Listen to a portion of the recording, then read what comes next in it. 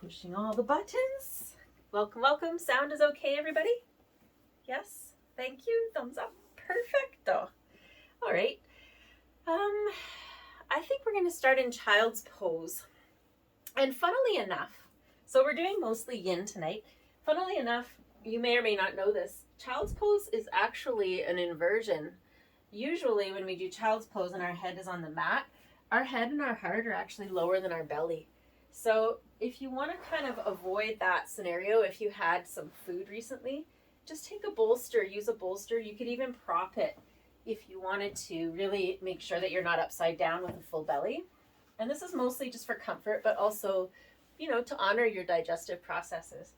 And then wide knee child's pose. We're going to take the knees wide, wide, wide. You can put the blanket underneath if you want. And then easing the upper body down. And head to the side or head center on the hands. We'll just use this starting position as our centering, as our place of checking in. And just being aware of where we're feeling that we need to pay attention in our bodies tonight. You can take a couple of deep breaths here. Let the exhale flow out the mouth. We'll just rest here for about 3 minutes with the knees wide so that it gets into the groin. So child's pose is a forward bend of type of sorts. Giving a little stretch into the low back. You can take some breath and direct it into the low back.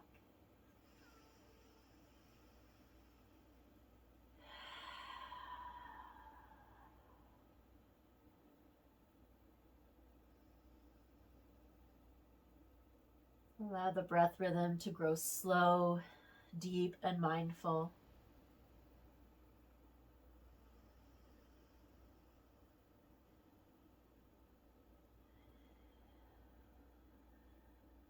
And just letting the weight of the body sink down. So this could be a great pose for sort of working out any kinks or asymmetries in the pelvis or the hips. So just as we settle in and use the breath here to ground and anchor, and just allow the events of the day to flow outward with the breath. Becoming present, becoming anchored.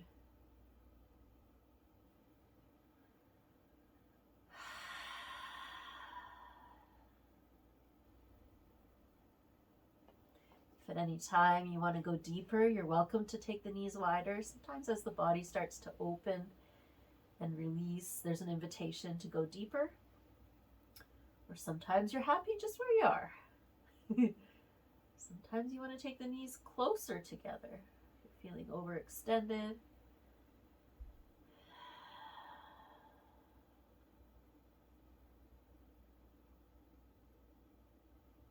And just noticing if you can feel that subtle stretch in the inner groin here.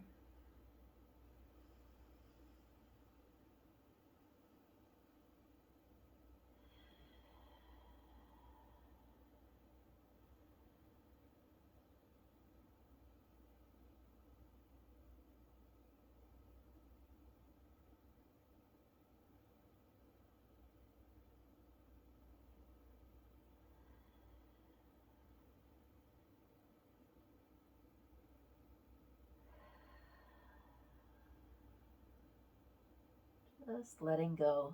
Just a few more breaths here. Remember, you can always do the child's pose on your back if the knees don't allow this form, just coming onto your back.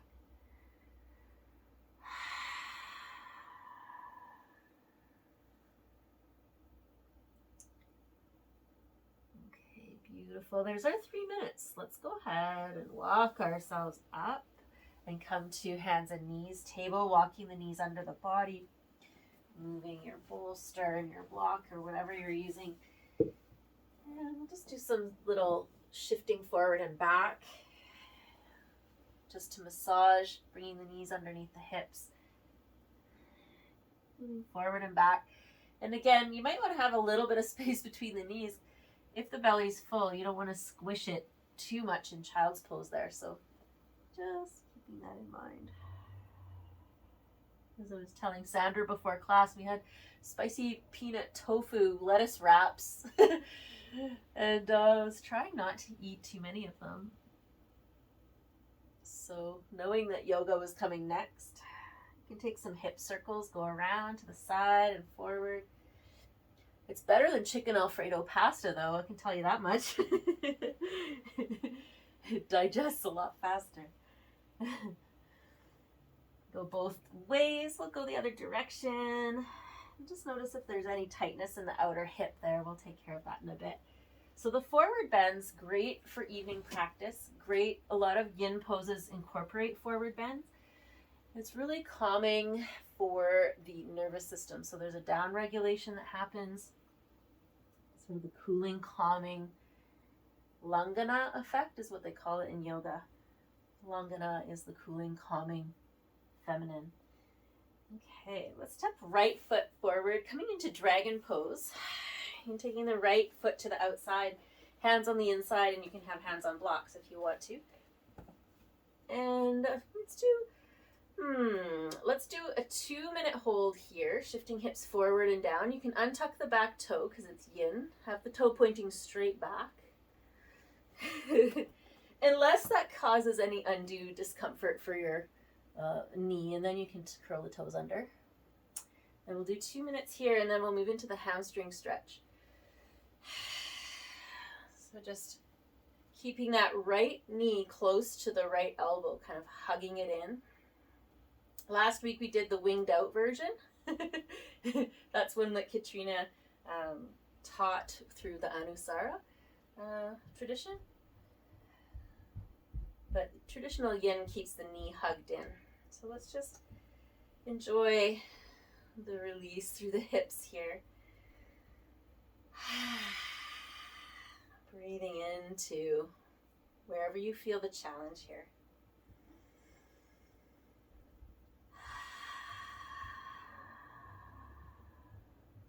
Some juicy ha breath. A smile.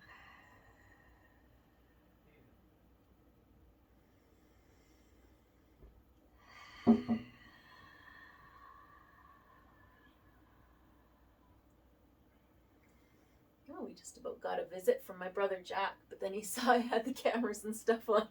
You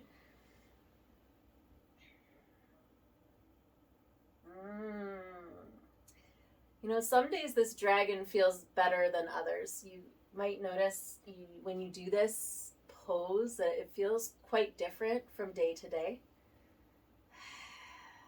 The nice thing about this variation is it does leave lots of space for the belly. And you're upright, so it's a good digestion-friendly pose. And some of these stretches actually help with digestion, right? They actually encourage the digestive process, so that's always good. Just knowing which ones to avoid and which ones to engage in. One more breath here. Woo, it's a party in my hip flexor. Ah. And then we're going to shift into the hamstring stretch, just shifting the hips back. If you want, walking the foot more to the center, so it's kind of not off to the side. And then bringing the hands on blocks on either side, right underneath your shoulders. And we're going to hold the hamstring stretch for a minute. And make sure your back knee's got lots of juicy padding under it, so your back knee is not complaining at all. Put a bolster if you need to. Flex your front foot. And feel the stretch in the back of this right leg. I'm going to take a honeybee breath to assist the stretch here. So big inhale.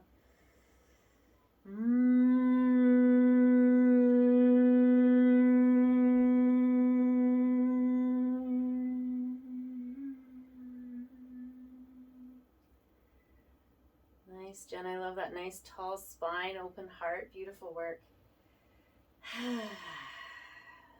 Breath here.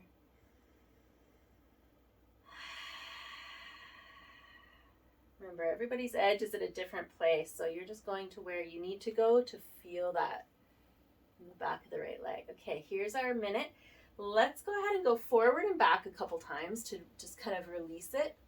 Revisit both, forward and back, and just get some blood flow, some circulation into that hip there, to both hips actually. And then let's go ahead and change sides. Bring the right foot back, left foot into dragon. Take the left foot on the outside, blocks on the inside, shifting hips forward and down. And of course, you're looking for that knee, the front knee over the front ankle alignment there. And we'll do a 2-minute meditation on this side. Relax the shoulders, relax the jaw. Let the hips melt down and enjoy the party that starts to happen in your hip flexors.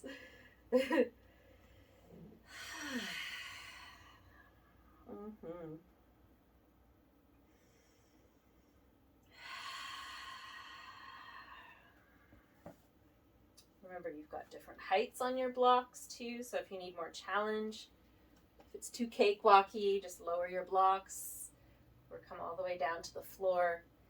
It's your call.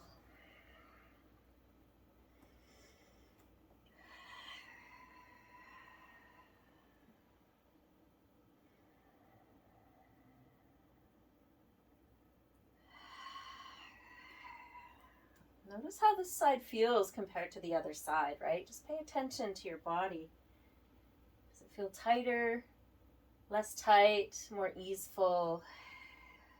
Check it out. And there goes Sophie's tail in the background. She's strutting around back there.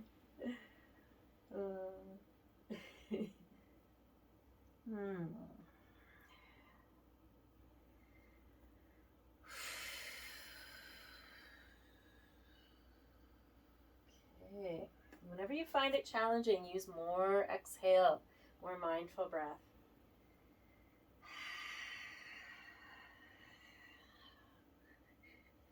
And there's no rule that says you have to stay in one spot too, right? You can wiggle, you can lean, you can move a little in the pose. You guys are doing great. Nice job. One more breath here and then we're done. This 2 minutes is done. Good, and then we can shift back to the hamstring stretch. This is always the fun part. Woo, coming out, maybe walking that foot, the front foot back to the center. I'm going to curl my back toes under just because it helps with balance and alignment in my back leg. You can do that if you want to or not, and play with it and see what feels best for you. Okay, so flexing the front foot, you're pulling all the toes up towards the knee, shoulders back, heart forward, neck is neutral. Let's honeybee, long hum, inhale.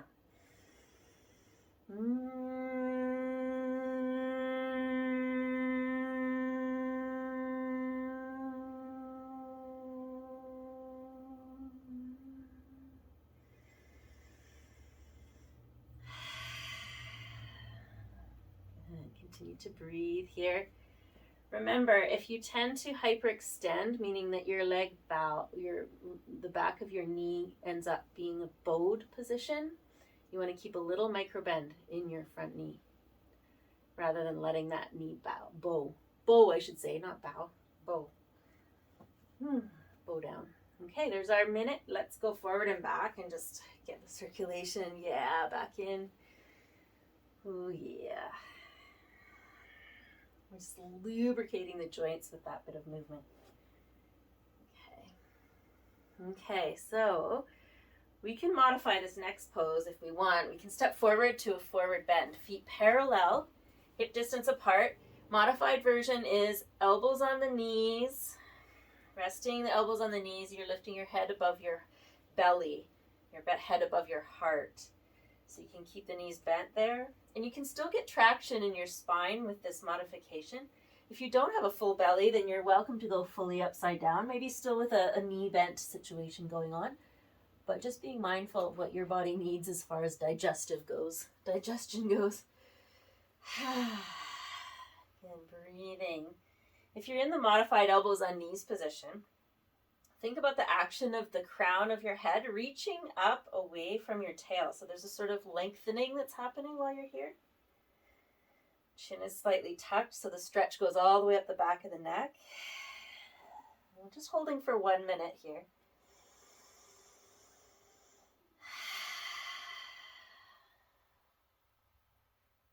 Knees bent regardless of which version you're doing.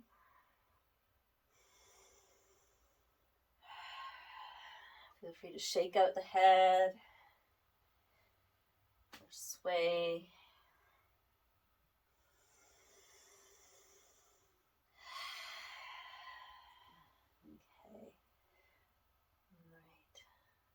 Okay, so a wonderful counter pose to the forward bend is the squat. Now, if the knees are an issue, you might do a high squat, walking your feet wide, resting elbows on the knees and staying high. Or if your knees allow you to drop the hips down, you're welcome to sit on a block if you want here. Your squat, your way. Elbows on the insides of the knees, or forearms on the insides of the knees if you're sitting on a block. And we'll just do 1 minute in our squat. Think about the outer edges of your feet pressing down, the pinky side of the foot pushing down. So sometimes it helps to lift the toes up and think about the outer edges pressing down, and then just lightly let the toes rest back down here. Great pose for digestion.